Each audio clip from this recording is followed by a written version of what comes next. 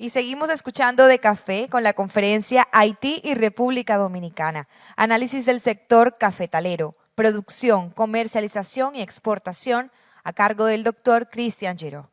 Geógrafo, doctor en geografía por la Universidad de McGill. Es director de investigación emérito en el Centro Nacional de Investigación Científica CNRS y en el Centro de Investigación y Documentación de las Américas, CREDA de Francia. Es especialista en investigación sobre América Latina y el Caribe. Para él, un fuerte aplauso. Buenos días. Quiero agradecer la invitación al Banco de la República de Colombia y también al profesor Guy Pierre, colega haitiano que vive en México, que había dado mi referencia al doctor Joaquín Viloria para esa invitación, para este coloquio, este seminario. Entonces, tengo la tarea de presentar dos países y su evolución a lo largo de 3 siglos, tomando el tema del café. Entonces, vamos a tratar de ser breve en la posibilidad de pasar ese periodo. Vamos a pasar a la siguiente. Bueno, los nombres de hoy son un poco, hay un poco confusión sobre Santo Domingo, porque la isla es Haití, era el nombre indígena de la isla, o Quisqueya, los dominicanos dicen Quisqueya.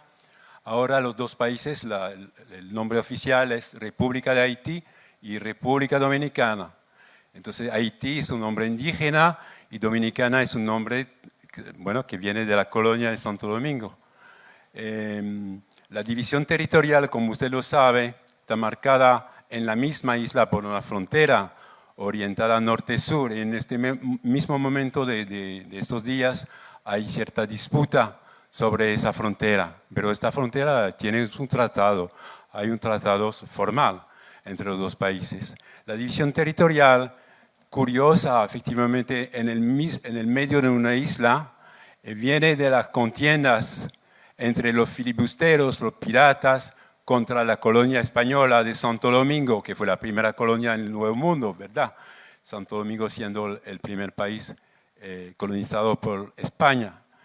Y luego las contiendas entre los franceses que se afincaron en la parte occidental de la isla y los españoles.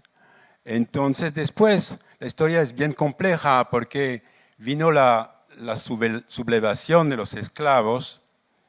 Entonces aquí está el mapa y en el mapa se ve el nombre de Hispaniola, que es el nombre realmente científico viniendo de la española, en español, traducido al latín realmente, la española, dice la Hispaniola o l'île de Saint-Domingue. Saint-Domingue es el nombre francés de la parte occidental, que era la colonia de Saint-Domingue, y la otra colonia era la colonia de Santo Domingo.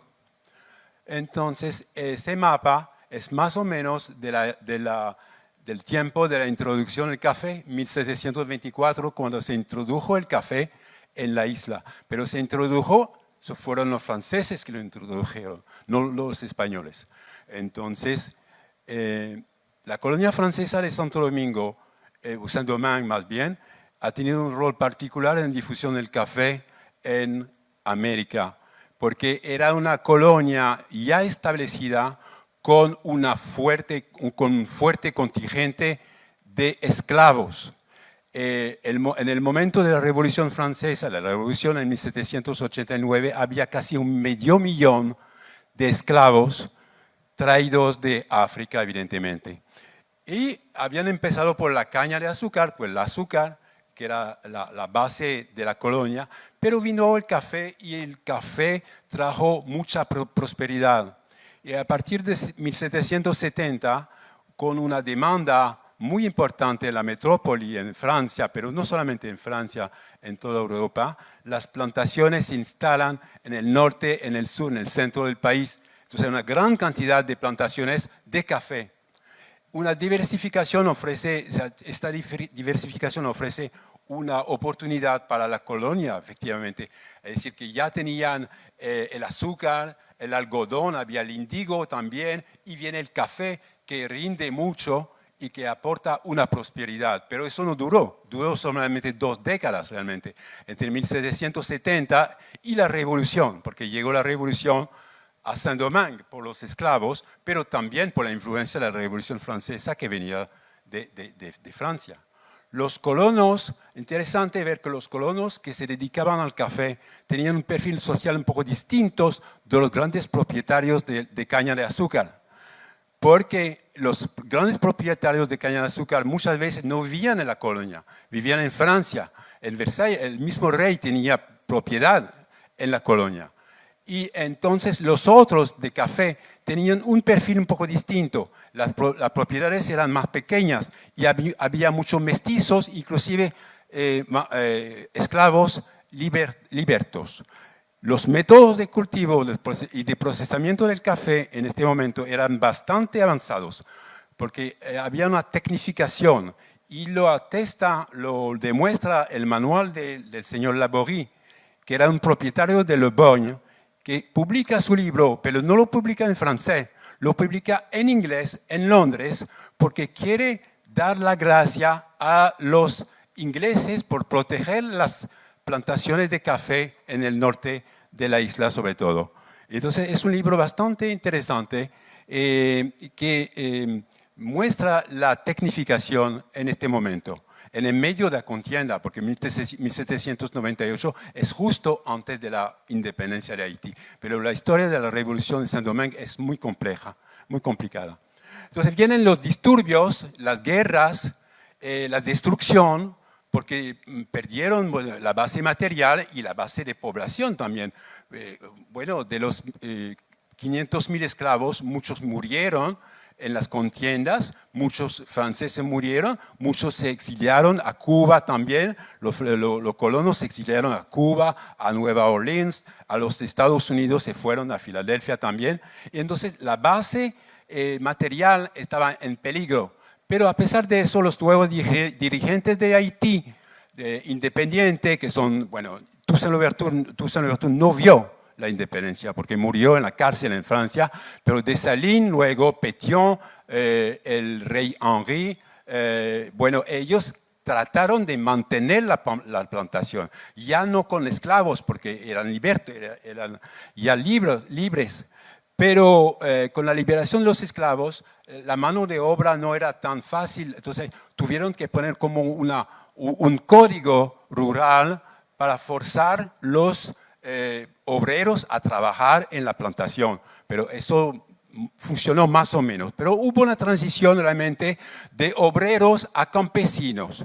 Es decir, que le gustaba a los haitianos, en cierto modo, vivir fuera de las antiguas plantaciones donde los pobres habían trabajado de una manera atroz y habían muerto tanta gente.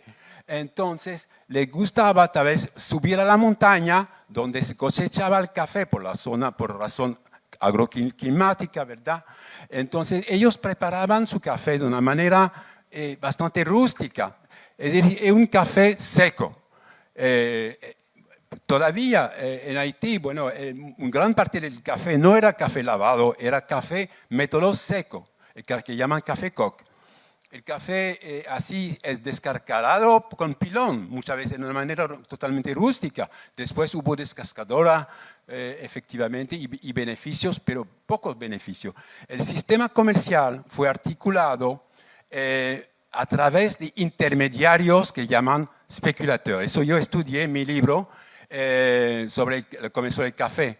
Pero todo un sistema bastante de explotación realmente, donde había las casas comerciales para exportar el café que estaban en los puertos. Esas casas eran propiedad de extranjeros básicamente, de franceses, alemanes, ingleses a veces, pero ellos no tenían derecho a la propiedad de tierra en el país. Así que había que tener un sistema de intermediación para llegar a los productores.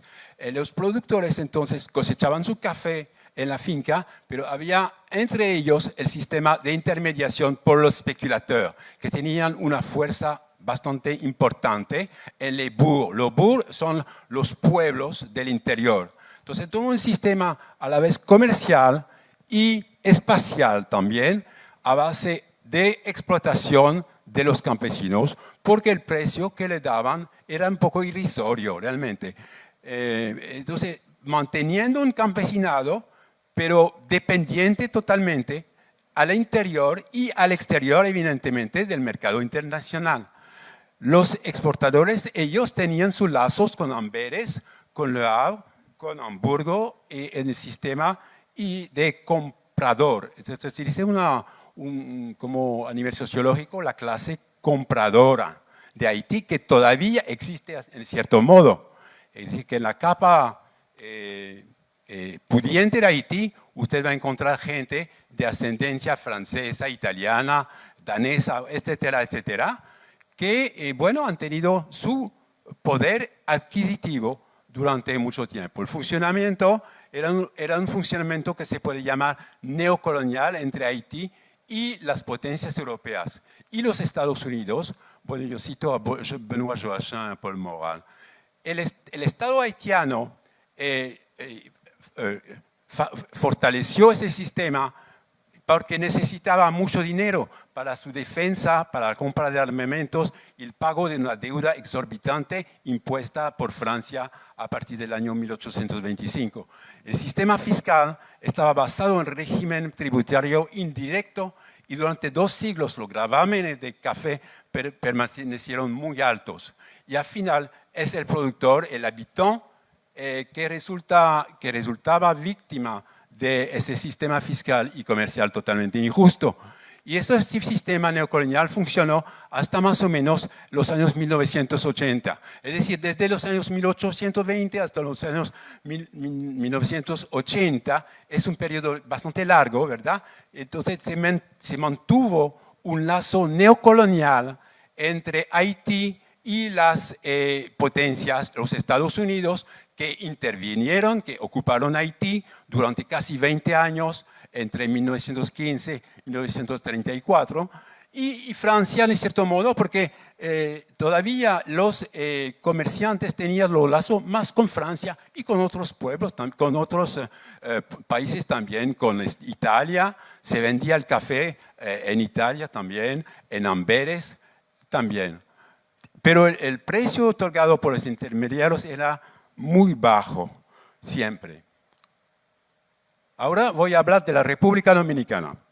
La República Dominicana, la producción empieza más tarde que en Haití, evidentemente, porque, bueno, República Dominicana nace en 1844, se independiza, se compleja la independencia dominicana porque se independizaron de los haitianos, de los franceses también, porque los franceses habían ocupado la parte oriental de la isla, y se independizan de España, evidentemente, porque España retorna de nuevo a la mitad del siglo XIX para tener de nuevo la colonia de Santo Domingo, pero los españoles fracasaron totalmente y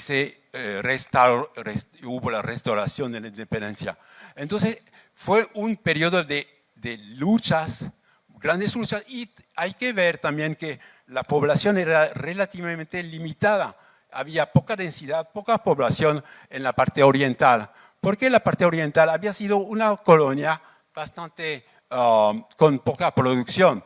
La producción básica en la época colonial en Santo Domingo era el ganado, era el hato, como se llamaba, el hato ganadero. Entonces la producción de café empieza lentamente al final del siglo XIX, vamos a decir. Sobre todo en la parte norte, que llamamos el Cibao, que es la zona de Santiago de los Caballeros, y se facilita con la construcción de vías de ferrocarril hacia Puerto Plata, hacia Sánchez, y después la venida de algunos cubanos que salen de Cuba exiliados por las guerras de independencia de Cuba. Hubo una bonanza de precios altos entre 1919 y 1929, pero eso no dura mucho, eso termina con la depresión económica de 1929-1930. Por lo tanto, hay un crecimiento demográfico en esta parte de la isla. Esto viene de una población relativamente baja. En el año 1900 hay menos de 1 millón de habitantes en República Dominicana y al final del siglo XX estamos hablando de una población de 8 millones. Es decir, que el crecimiento en el curso del siglo XX ha sido realmente muy impresionante en República Dominicana, en la República Dominicana. Pero hubo un periodo de ocupación norteamericana también, como en Haití. Después una dictadura que duró 30 años de dictadura con Trujillo, que era un tiempo de depresión económica. Pero él como dictador forzaba la economía y mantenía a la población en la pobreza, en la miseria realmente, a base de represión fuerte. Entonces, él además, en un momento, al final de la dictadura, se apoderó del comercio del café. Fundó el Café Dominicano, el Café Santo Domingo, para apropiarse de los beneficios. Él, al final de su dictadura, poseía la mitad del valor económico del país, es decir, la importancia de su dictadura, realmente. Además, una dictadura feroz. Entonces, pero poco a poco el país está creciendo demográficamente y los campesinos, toman el café como un modo de vivir en las zonas montañosas. Y digo las zonas montañosas que son del norte, del centro y del sur del país, porque el país tiene 4 cordilleras. Hay que ver que a nivel geográfico la parte oriental, que es la República Dominicana, es más extensa que la parte de Haití. Son 2/3 en la parte oriental y 1/3 la parte occidental. El cafeto se adapta bien a las condiciones agroclimáticas de las cordilleras. La mano de obra en este momento no es un limitante porque es numerosa. Se emplean la mano de obra femenina y el trabajo infantil. En la República Dominicana, una buena parte del café ya es más tecnificado, es lavado. Y algunas fincas tienen beneficios con una mejor maquinaria. Algunas zonas califican en un momento para una denominación de origen apreciada, como Juncalito, Ocoa, Barahona. Yo hablé de eso, de Trujillo, y después de Trujillo realmente yo estudié eso, el sistema de comercialización del café. Había un sistema que era bastante lesivo para los productores también, con intermediarios tal vez no tan fuerte como en Haití, como los especuladores, pero el sistema era a base de préstamos antes de cosecha y no había mucho dinero oficial del Banco Agrícola en este momento, y entonces se desarrolló un oligopsonio, un monopolio de parte de una compañía que todavía está aquí en Santo Domingo, se llama Induban, Industrias Banilejas, que es la familia Perelló, que es una familia de origen española realmente, que acapara todavía 90% del producto bajo el nombre de Café Santo Domingo. Por su parte, el Estado Dominicano mantiene un gravamen muy fuerte sobre el rubro durante toda esa época. Y cuando se compara el gravamen y los recursos que hay de ese lado con los desembolsos, se puede decir que pocos recursos se dan para el café. Los programas de rehabilitación de cafetalero no llegan muy lejos. Joaquín Balaguer, efectivamente, después de su toma de posesión en 1966, lanzó un programa, pero el programa se paró a cabo de pocos años. Y los precios del café dominicano, hay que ver eso, el café dominicano no tenía buena reputación, entonces estaba abajo de los niveles evidentemente del café de Colombia, bajo el nivel del café centroamericano, abajo del café de Brasil, y realmente en otros, o sea, en la bolsa de Nueva York hay otros cafés suaves y ahí estaba el café dominicano. Es decir, que el precio estaba un poco bajo. Ahora viene la crisis. La crisis viene en los años 1980 y la crisis realmente es curioso porque los historiadores lo van a estudiar luego. Entonces, nosotros, los geógrafos, los sociólogos, tal vez en este momento no nos dimos cuenta realmente de la gravedad de la crisis que había en Haití, que había en República Dominicana, en este sector cafetalero. Entonces, es luego que la gente se pensó que realmente hubo una crisis tal que la gente ya no podía trabajar en el café. Y había que salir del sector, que así el café no daba sustento a una vida normal, a una vida equilibrada en los campos.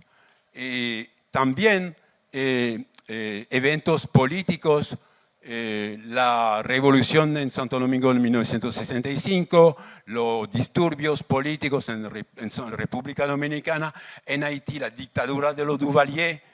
Efectivamente, esas cosas eran totalmente negativas también. Entonces, en los años 1980, República Dominicana sufrió una grave crisis económica y financiera por lo que se llaman la regulación del Fondo Monetario Internacional. Estaba bajo estricta medida del Fondo Monetario Internacional y hubo motines, hubo represión en República Dominicana en este momento. Vivió un periodo muy difícil. Las autoridades no prestaban atención a los estudios y advertencias que se hacían en este momento. Había ciertos estudios que mencionaban la situación de crisis en la caficultura. Mi amigo Julio César Vargas, por ejemplo, en sus estudios lo había mencionado de una manera muy clara. La estructura agraria en Dominicana estaba compuesta por pequeña y mediana propiedad, fincas inferiores a 13 hectáreas en mayoría. Bueno, había muy pequeñas fincas también, no tan pequeñas como se mostró ayer en Colombia, pero eran bastante... es decir, la mayoría de las fincas eran fincas pequeñas o medianas. Los préstamos oficiales del Banco Agrícola eran insuficientes y los dueños estaban obligados a acudir a intermediarios prestamistas. Las deudas se acumulaban en el campo. Los caficultores abandonan el campo, pero nadie se da cuenta. En este momento los sociólogos completamente fallaron totalmente en sus estudios. La gente no veía que la gente se estaba desplazando a la ciudad primero, es decir, bajaban de la cordillera para ir a Santiago de los Caballeros, tal vez, porque hay los sociólogos lo llaman migración por etapa, y de Santiago de los Caballeros se fueron para Nueva York realmente, o se fueron para Puerto Rico en este momento algunos. Entonces, en Haití igual, se iban al Cabo Haitiano, o a Saint-Marc, o a Gonaïves, y a Puerto Príncipe, y luego tomaban el avión para ir, si podían, si tenían visa, todo eso, ¿verdad? O tomaban el barco para salir clandestinamente hacia las Bahamas o hacia Miami. El sistema de comercialización tenía un rol muy importante, porque era totalmente desincentivo, una dificultad para los campesinos que no tenían un ingreso fijo, un ingreso seguro. Realmente los precios estaban malos, estuvieron malos durante mucho periodo de final de siglo, y todavía en estos años de inicio del siglo XXI los precios son muy bajos. Luego entró la roya, es decir, ese hongo que se llama Mililla vastatrix, que venía de América Central, pero como los cafetales estaban en mala condición, sin poda, muy viejo, fueron atacados por esa enfermedad. Es decir, que no tenían la fuerza para resistir, y cuando había variedad resistente, no fueron implantadas variedad resistente a la roya del café a tiempo. Y entonces esa enfermedad hizo una devastación terrible en Haití y en Dominicana, evidentemente, porque esos hongos no respetan la frontera, evidentemente.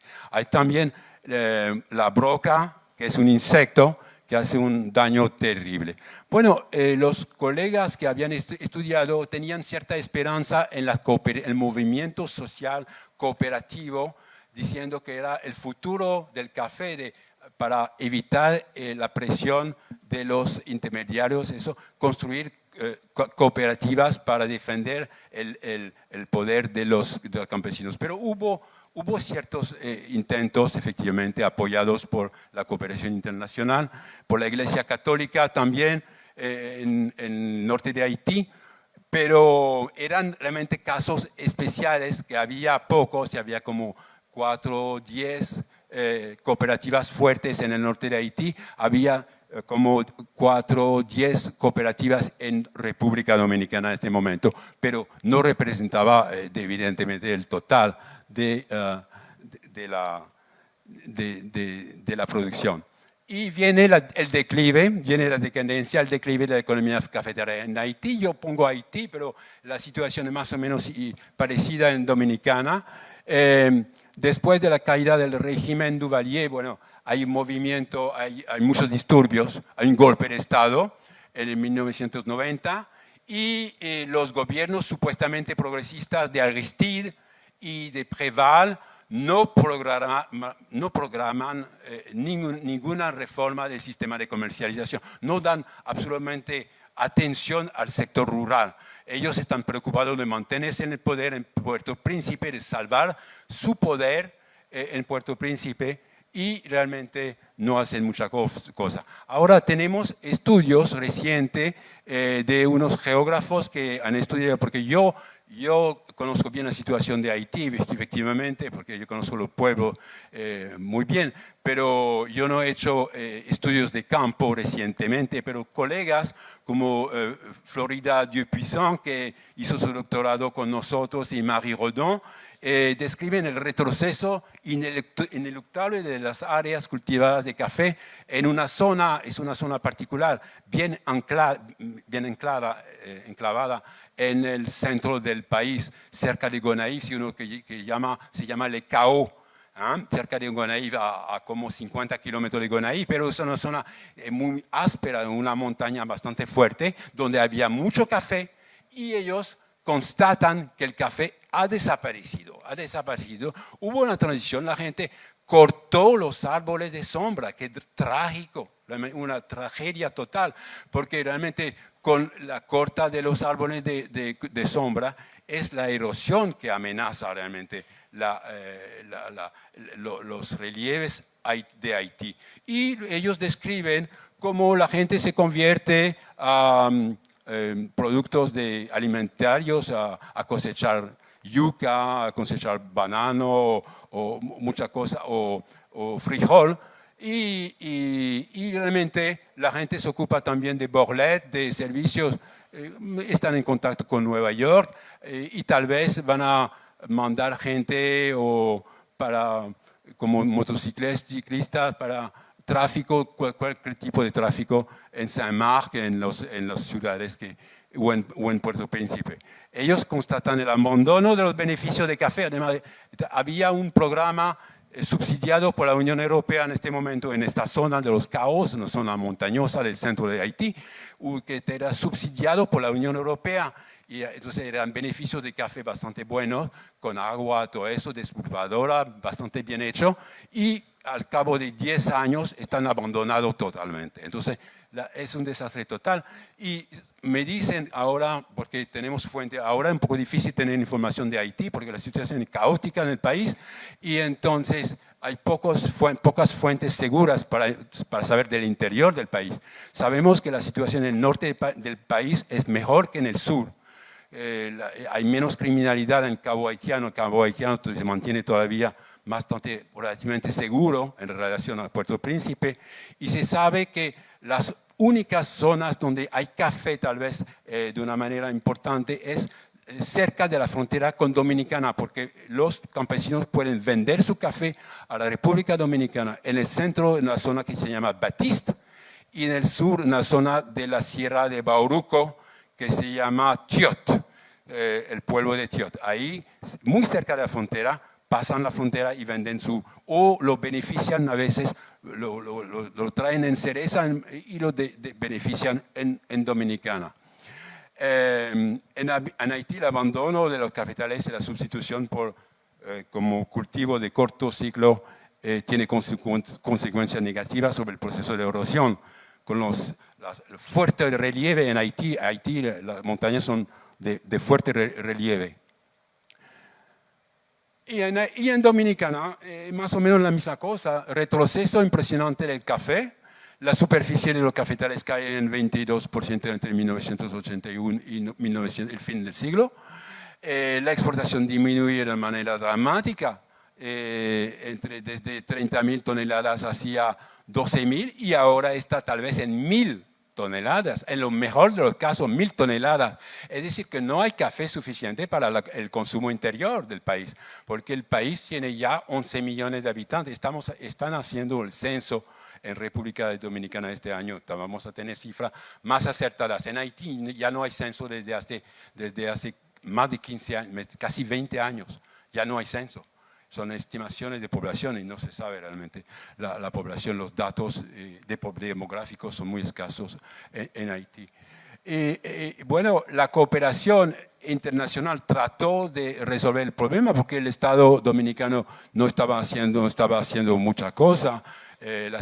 Hablan muy bonito. La Secretaría de Agricultura, el Departamento de Café, que yo conocí muy bien en esa época, hablaban muy bien de rehabilitación de cafetales, de vivero, de nuevas plantas, de introducción de nueva variedad desde Centroamérica, el caturra, todo eso. Pero se hizo poco realmente. Entonces la cooperación extranjera trató de resolver un poco el problema, los americanos con programas de USAID, los alemanes, los franceses, la AFD, la Agence Française de Développement, tenía o tiene todavía un programa en Dominicana, porque hay fuertes lazos con Francia, en Dominicana, en lo que llaman el Plan Sierra, en la zona céntrica del país, cerca de Santiago de los Caballeros. Es un plan, pero ahora yo vi que en la página web de la AFD ya no hablan de café, hablan solamente de reforestación en esta zona. Ya no hablan de café porque ya no hay café. En la zona de San José de la Mata, Juncalito, no hay café. Y los alemanes también ayudan. Y también hay nichos, efectivamente, para ciertos cafés especiales. Yo sé que hay unas empresas francesas que compran algo de café dominicano bajo la etiqueta de República Dominicana. Pero bueno, hubo la roya, yo mencioné la roya, la broca, pero la demanda es tal porque la población está incrementando y los turistas, hay que pensar que es un país turístico que tiene más de 7 millones hasta 8 millones de visitantes cada año, que es enorme el turismo en República Dominicana, sobre todo en la zona de Punta Cana, que es bien conocida. Entonces, no hay café suficientemente, están obligados a importar y son los mismos comerciantes que manufacturaban el café, la famosa compañía Indubán, el café Santo Domingo que uno ve por toda parte en República Dominicana, se llama Santo Domingo, pero realmente ahora es una mezcla que no es dominicana, es una mezcla, vamos a decir, supuestamente de café de Colombia, de Brasil, de Centroamérica, en el mejor caso, Honduras supuestamente, que es el mayor productor de Centroamérica, y ahora importan mucho de Vietnam. Y la cosa muy curiosa y hasta podemos decir escandalosa, es que importan mucho café robusta, que es la variedad inferior del café en relación a la arábica realmente. Es un café inferior porque tiene mucha cafeína, tiene casi 2 o 3 veces cafeína, entonces te pone a temblar, un café malo, vamos a decir, un poco áspero y agrio y malo, y entonces lo venden bajo la etiqueta Santo Domingo y tal vez lo venden los turistas también para aprovecharse diciendo que es un café dominicano, pero no es un café dominicano en nada. Y Vietnam era, ustedes lo vimos ayer con las estadísticas del colega, es un importante productor de café arábica y de café robusta. Entonces ahí hay que ser cuidadoso para ver si el café es realmente robusta o o arábica. Entonces voy a las conclusiones. Yo espero que estoy más o menos en la hora. Ya tengo que concluir. Muchas gracias. Conclusiones. Estamos llegando al final de un ciclo. El ciclo empezó en el año 1730 aproximadamente con la introducción del café y ya no hay café en la isla. Ni en Haití ni en República Dominicana. Están obligados, los haitianos van a importar mucho café también. Bueno, no sé cómo es ahora, tal vez por la situación caótica del puerto de Puerto Príncipe, una buena parte de la producción alimentaria o alimenticia viene de República Dominicana y entra por la frontera.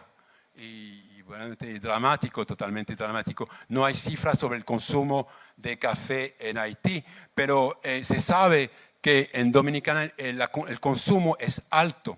Hay una cifra de 2.8 kilos por año por cabeza, por persona, considerado como alto. Es un país consumidor de café porque la gente le gusta el café. Bueno, en Haití también le gusta mucho el café porque es una cosa social, totalmente a nivel cultural, a nivel social, en los encuentros de negocio, de trabajo, en el café de la mañana y todo eso, como en todo el Caribe, básicamente. Pero yo diría más que tal vez que en otros países. Y la paradoja es que al inicio del ciclo, el café era un producto de exportación, no se pensaba en consumo, no se pensaba que la gente iba a consumir el café. Livia mencionó que los puertorriqueños estaban consumiendo su café en el siglo XVIII. Me gusta esa idea que la gente estaba tratando de ver qué era ese famoso café que estaba consumido en Versalles o en París o en Bordeaux, que a la gente le gustaba ese café que valía un montón, valía muy caro en ese momento. Era un producto muy caro.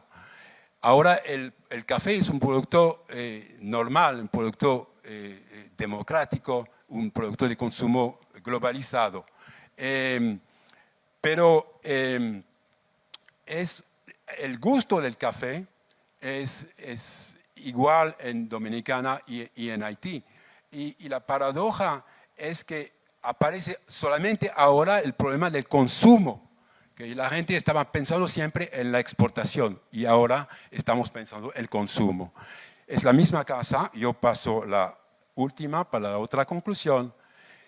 A diferencia de lo que oímos sobre Colombia, y realmente yo sé, bueno, Colombia, la identificación de Colombia con el cultivo del café, con la calidad del café, es importante. También, bueno, habrá una conferencia sobre Costa Rica. Costa Rica tiene una relación especial con el café, pero en Haití y en Dominicana yo no puedo decir que hubo en ningún momento una identificación con su café.